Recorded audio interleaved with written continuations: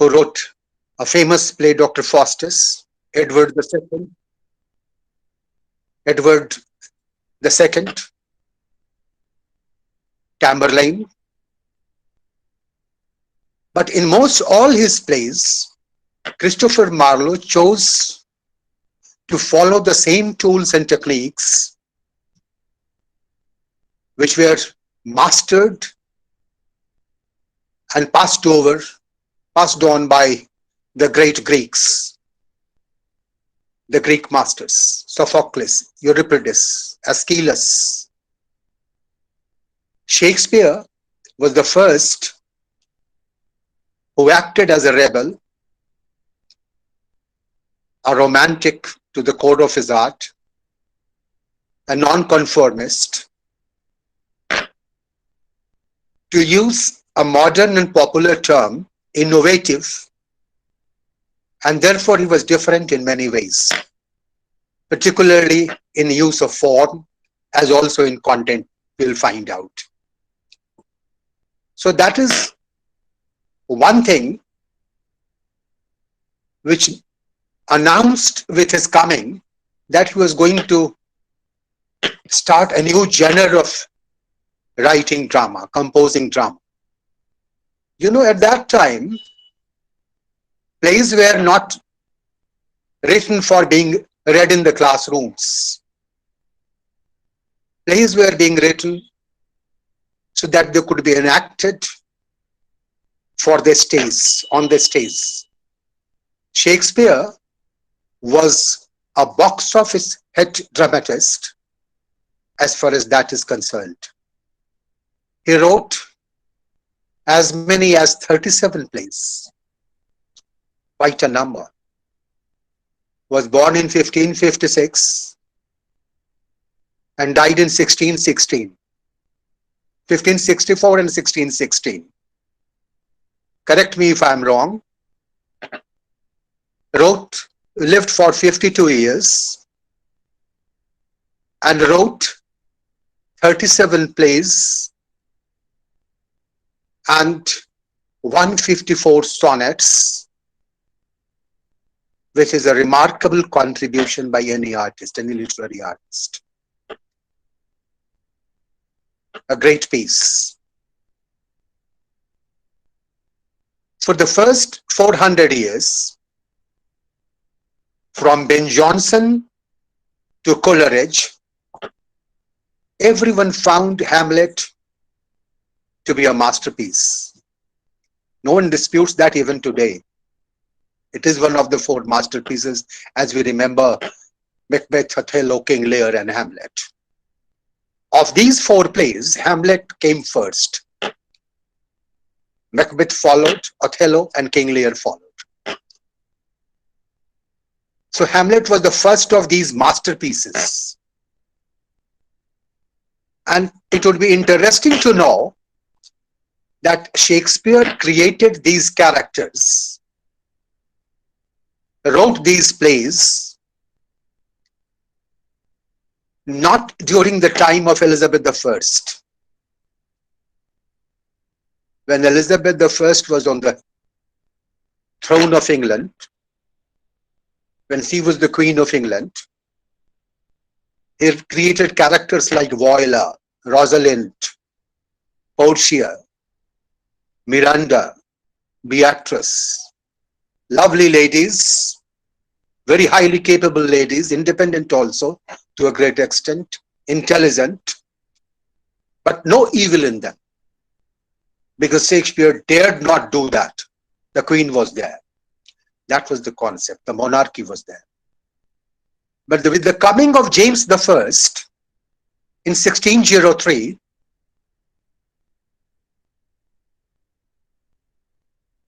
he started writing things like Hamlet's, created characters like Hamlet's mother. Of course, he created Ophelia also. Created characters like Lady Macbeth. But of course, he created Desdemona also, Cordelia also. But it became somewhat more real in creating characters in gray shades, So that is about the characterization. That is not the subject of today's talk. I would refer to other plays from time to time. But all Shakespeare's tragedies, Hamlet seems to have provided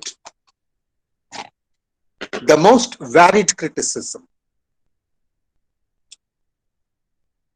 from extravagant praises showered on the play by critics of the stature of Ben Jonson, a contemporary also. You know, contemporaries are not very charitable. They are not very kind. They don't spare you when you do something wrong, go wrong. But here was Ben Jonson. He wrote about 4 pages and showered such praises which are unmatched in Shakespeare criticism. A contemporary talking about a contemporary in such high terms. And he also singled out Hamlet as one of the very fine plays, one of the very good plays. Then from Goethe to Coleridge, everyone showered extravagant praises on Hamlet. One of the masterpieces written by Shakespeare, a tragedy of profound nature. But came 20th century and came T.S. Eliot. We all know that Eliot said that poetry is not an expression of our personality, the personality of the creative artist, but should be an escape from it. And it is in that vein when he said, by knowing whether Wordsworth was in love with Dorothy or Mary Evans, that does not make it any better. That does not give you better perspective in appreciating Lucy poems. By saying that, he meant that a play can begin on a subjective note, on a personal note, but the final conclusion should be with universal note. There should be universal appeal at the end of it. And he talked about objective correlative and singled out Hamlet, written by Shakespeare, that it did not have objective correlative. It is because of that Hamlet could be a very good play, a great play, very interesting play, very enjoyable also, but an artistic failure viewed from that perspective. While the vast range of criticism poses a problem, this also suggests that a further evaluation of Hamlet is both possible and desirable. Perhaps the last word on it has not yet been said or may never be said. But it would be worthwhile attempting to go a few steps in the direction of saying it. The first question that is most significant is whether Hamlet, the play, or Hamlet, the hero, is the real problem. That's a very important thing to know. Whether T.S. Eliot had any problem with Hamlet, the play, or Hamlet, the hero, the tragic hero, that vacillating hero, to be or not to be is the question, that hero. Here perhaps it would be pertinent to point out that these are there is something special, exceptional about this play in that it is not easy to separate the character from the play. It is not easy. Besides, it should also be remembered that Hamlet is unmistakably autobiographical. That is undeniable.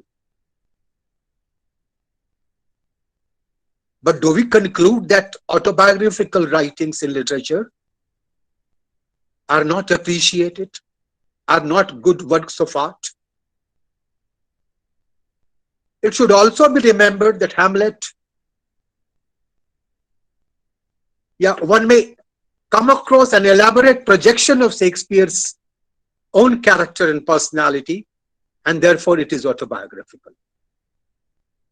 How far is this desirable or tenable is another matter, a subject which no serious student of Hamlet can possibly ignore.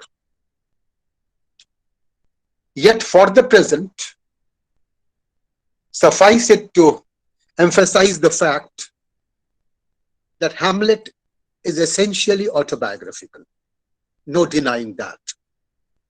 One tends to believe that this quality, as well as the extent of personal equation, led to some very interesting and provoking criticisms of Shakespeare. Most of these critics, including Goethe and S.T. Coleridge, have themselves become deeply personally involved in their works of art. It had an impact. So much so that each critic has recreated his own Hamlet after his own personality. In other words, the excessive personal involvement on Shakespeare's part in Hamlet has proved contagious in many cases. There are examples of romantic criticism, but Hamlet is also an example of a work of art conforming to romantic aesthetics. In this connection, it will be proper to remember Hamlet is the first of the big four tragedies by Shakespeare. As I said earlier, it was written first, written before Othello, written before Macbeth, written before King Lear. And one may reasonably ask whether there is a connection between the peculiar philosophical temper, the mental atmosphere of the play, and a corresponding mental phase in Shakespeare's life. You know, getting somewhat psychological in analysis. Unfortunately, all we have on record about Shakespeare's life is deplorably very meager and very little help in solving the problem. So under the circumstances, one does have to fall back upon the text itself. I've got the text with me, edited by A.W. Verity for reference, and examine it in all its implications. The next pertinent question is the problem which relates to the chief emotion in the play. That is again very important. In analyzing a tragic play by Shakespeare, that is a very powerful tool in the hands of the critic or students, which relates to the chief emotion in the play. Most possibly, the emotion is associated with the hero's mood of revenge. So that revenge becomes the main motive. And Hamlet is reduced to a conventional revenge drama. Many of the Jacobean dramas, you know, by Webster, by Middleton, those were revenge plays, but not this one. What saves Hamlet is the treatment of Shakespeare to the hero and the play. Perhaps even if this is accepted, the problem does not end there. Problem only begins there. One does not understand why Hamlet should delay or postpone the action if revenge was the main motive. Or what is the motive behind the unconvincing delay? The conventional explanation is that Hamlet's extraordinary philosophical bent of mind is responsible for the delay in action. You know, a true philosopher thinks. I am reminded of a novel by Dickens. It is Martin Chuzzlewit, one of the lighter novels by Charles Dickens. And there is a character, Pecksniff, Mr. Pecksniff. Someone throws a bucket of water on him, and instead of protecting himself from that, Pecksniff becomes philosophical. Why at all should someone throw water on me? Prince Hamlet resembles that because of this unconvincing delay. The conventional explanation is that Hamlet's extraordinary philosophical bent of mind is responsible. It is further argued in support of the above contention that Hamlet is not essentially a man of action, but one given to unusual brooding and wishful thinking, procrastination. However, on a closer analysis, this explanation does not seem to be the whole truth. It does not explain the whole thing conclusively. This is what I feel. The gap between the ruling emotion and the resultant action that remains, that is there. And this leads one to re-examine the point at issue and discover that the basic fact is the effect of his mother's guilt on Hamlet's psyche. I said there has to be a psychological treatment in that. He is a little burdened because of that. His mother's guilt that weighs uppermost in his mind and heavy on his heart.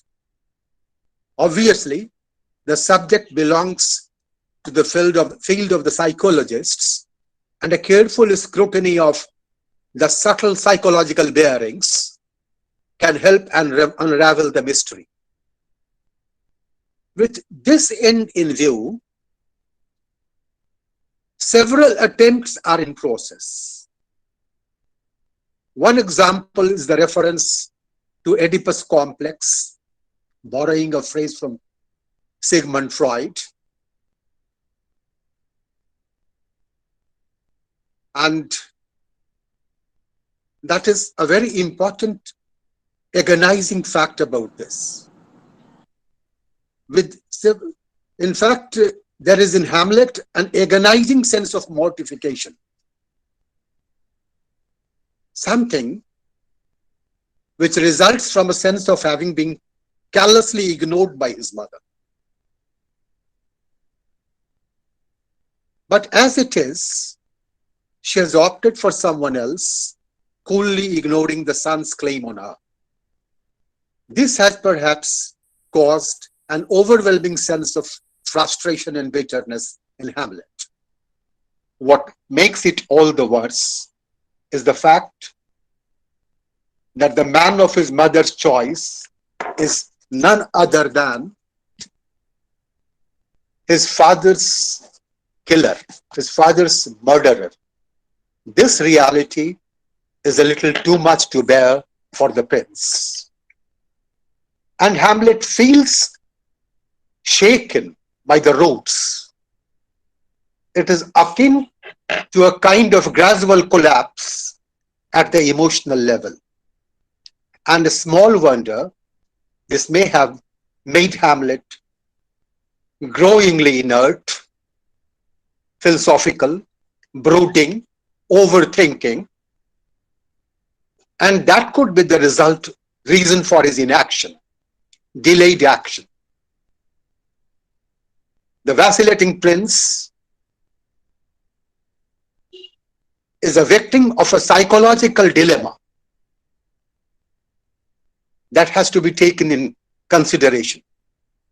It is true, by now, the aforesaid dilemma in Hamlet is a rather commonplace issue. Plainly speaking, the dilemma is not the general one as to whether or not revenge is morally justified, but one that involves the essence of Hamlet. We have to study that, the psyche of Hamlet. We see him as one who is under an absolute obligation to revenge his father's death, who is spurred on to act in response to the demands of a natural order. And the dilemma before Hamlet is that he can see through the order and therefore comes to doubt the validity of it. That is a very curious kind of a study. But the questions remain as to how the situation of tragedy crops up. I'll quote from J.C. Maxwell. He is a very powerful critic of Shakespeare and has written explicitly on Hamlet. It is the only, he says, I quote, "It is the only play in which a real tragic conflict arises directly out of the imposition of the task of revenge upon its hero. In other plays dealing with the subject, the ethics of revenge are raised directly as an issue bearing on the hero's conduct, and he makes his decision either for or against revenge. In this situation, we have a combination of both melodrama and thesis play. But in Hamlet, just because the central moral question about revenge is not overtly raised and is indeed kept from the full recognition of the hero, it can be built into the central fabric of the play, so that we have, in Professor Lawler's words, I quote, "A man commanded to do what he has no assurance is right. A situation of pure tragedy," I unquote. As it is, there is a growing gap between the action and soliloquy in the drama. You know, soliloquies have been a very powerful tool used by Shakespeare in all his tragedies. Be it Macbeth, the dagger scene, or the one where Lady Macbeth's death is announced and Macbeth goes on to say tomorrow and tomorrow and tomorrow, that tomorrow passes, the famous tomorrow passes. So is it in Othello, put out the light, put out the light. We have enough of it in King Lear, in Antony and Cleopatra, in Julius Caesar also, here in Hamlet also. As it is, naturally, all the evidence for the view of Hamlet as one who delays to act is to be found in the soliloquies themselves. Here are a couple of extracts from Hamlet's dialogue with the ghost in the bedchamber scene. Hamlet asks, I quote, "Do you not come, your tardy son to chide, that lapsed in time and passion, let's go by the important acting of your dread command?" Important lines. The ghost of his father comes and says that. To whom Of Hamlet's dread of the command from the ghost of his father, there is a categorical statement above. This is a very categorical statement. And the ghost also, while goading Hamlet to go ahead, complains against the gross inaction on the prince's part. I quote again, the ghost goes on to say, "Do not forget, this visitation is but to whet thy almost blunted purpose." Look at the words selected by Shakespeare, the images. Do not forget, this visitation by the ghost is but to whet the almost blunted purpose. But look, amazement on thy mother sits. Oh, a step between her and her fighting soul. Conceit in weakest bodies, the strongest works. Conceit in weakest bodies, strongest works. Speak to her, Hamlet. At any rate, what is clear from the analysis of this dialogue given above is the fact that Hamlet is not a conventional revenge play. Not in the sense that a Duchess of Malfi could be. It is different. It is a profound tragedy. That is what we have to say. Perhaps it is much too spiritualistic, much too philosophically conditioned, and emotionally concentrated to evolve as a plain revenge play.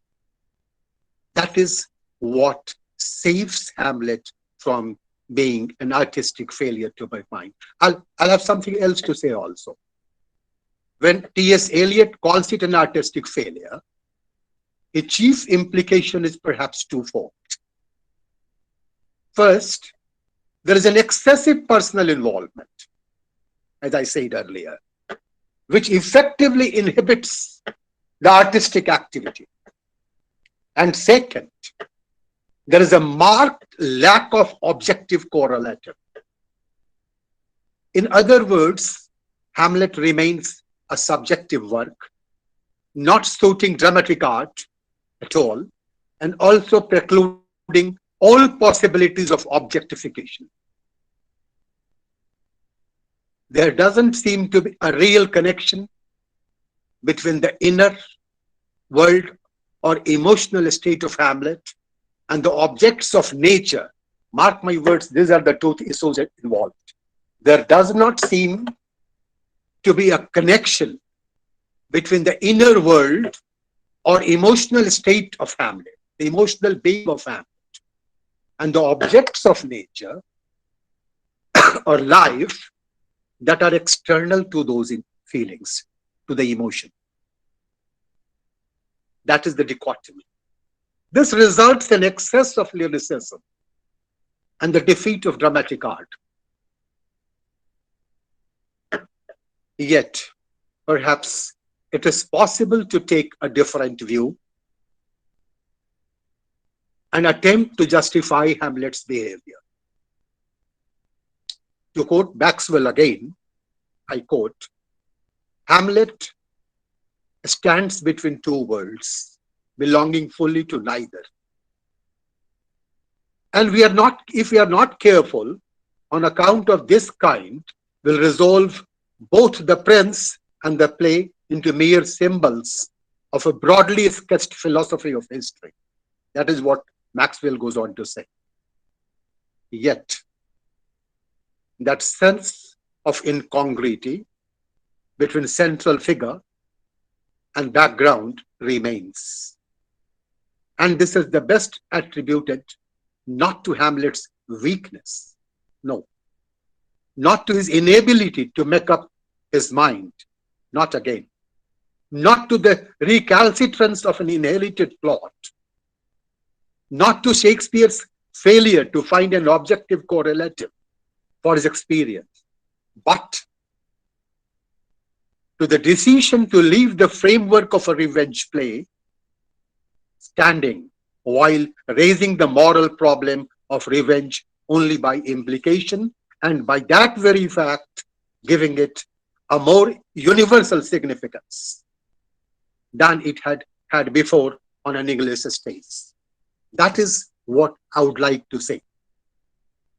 It is not an artistic failure in the sense that T.S. Eliot has accused it to be.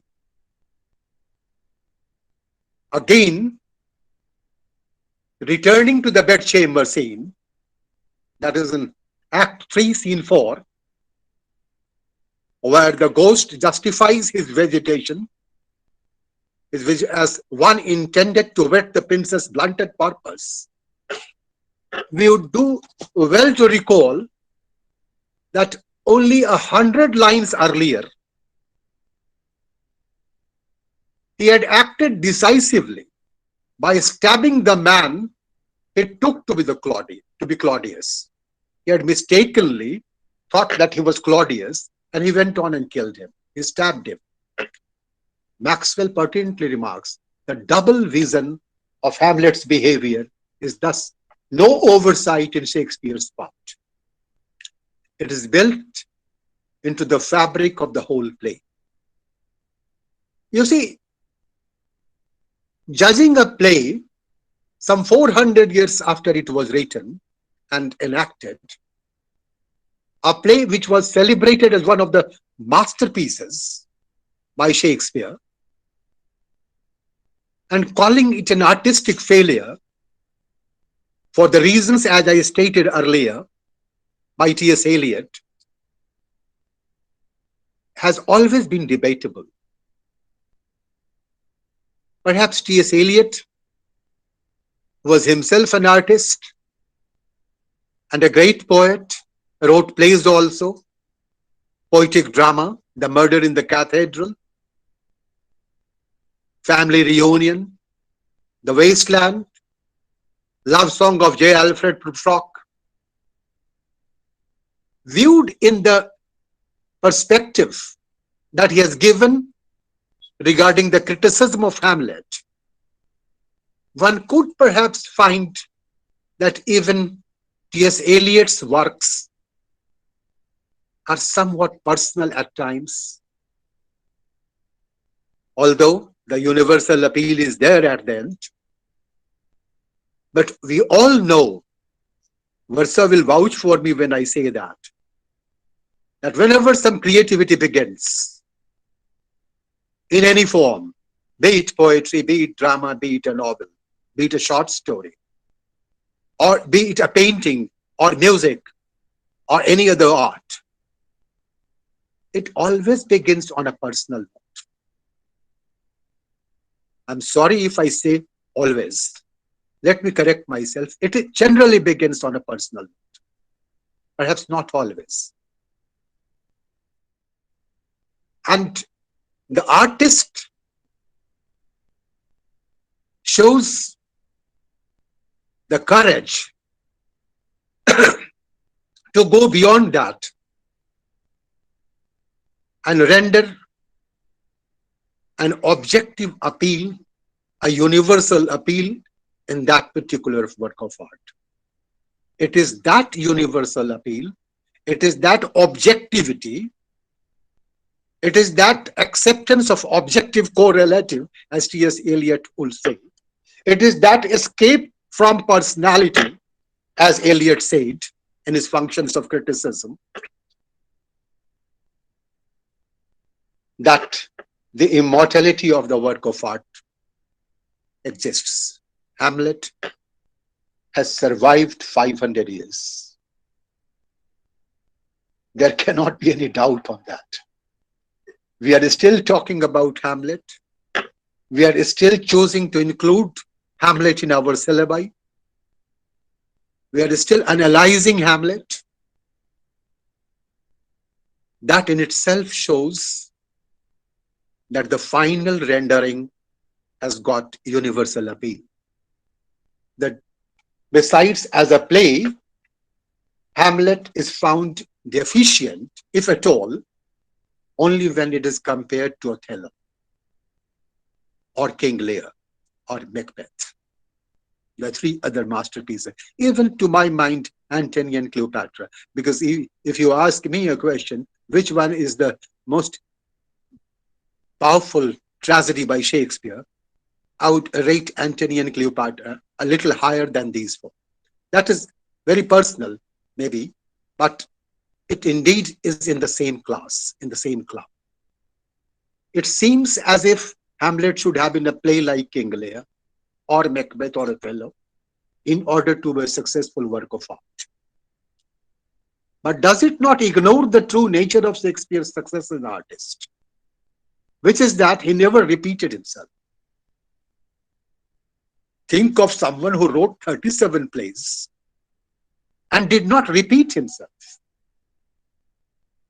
Something is true of Hamlet in being fundamentally true of Shakespeare also. But the same is not true of any other play of Shakespeare. Hamlet is a concentrated scrutiny of the hero's emotional state, his psyche, the psychological impact of not just his father's killing, but also the behavior of his mother. At least this is what Shakespeare may have aimed at. A student of Hamlet and its problem should take this into consideration before saying anything by way of conclusion. This is how I would like to conclude on the issue. To my mind, my dear students, Hamlet is not an artistic failure. It is very difficult to disagree with an overpowering critic like T.S. Eliot. Yet I dare, as so many others have, and would conclude that Hamlet is not an artistic failure. It is a great play. It is a wonderfully composed drama, almost belongs to the same class where other masterpieces and other plays of Shakespeare can be. Thank you.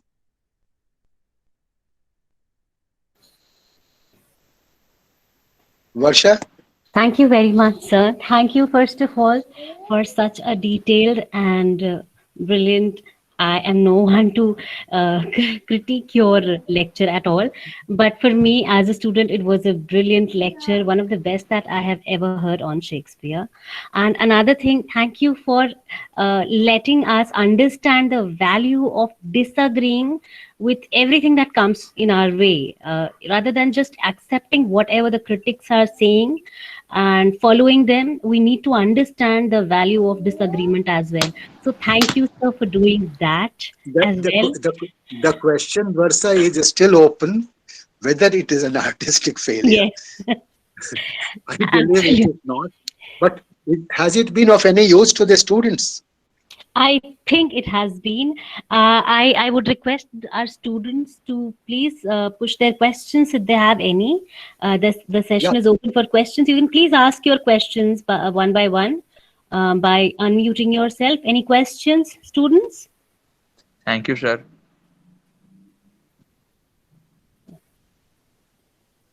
Any questions?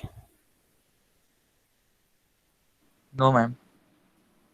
None of you have any questions. Which means that all of you have understood Hamlet really well today, and you would be able to give a lecture on Hamlet whenever you ask you to do.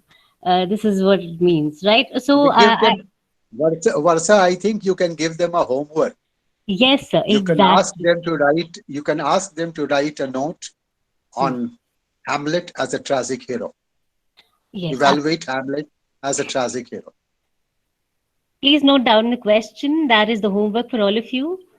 All right. I Evaluate Hamlet as a tragic hero.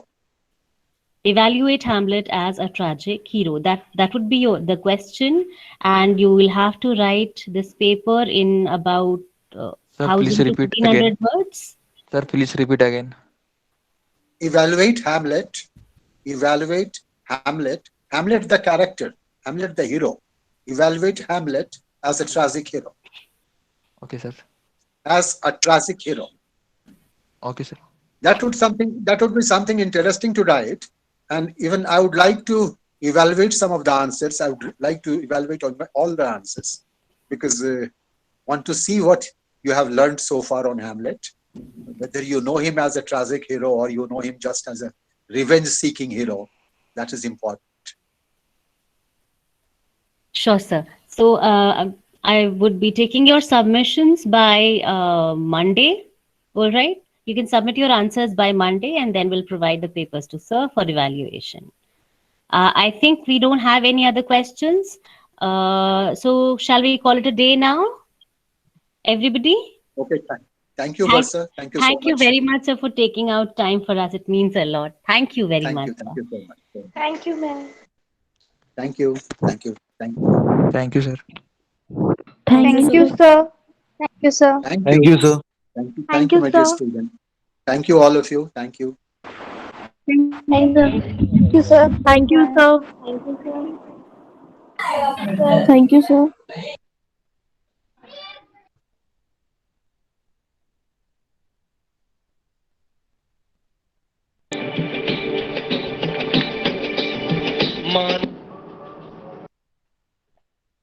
Yeah.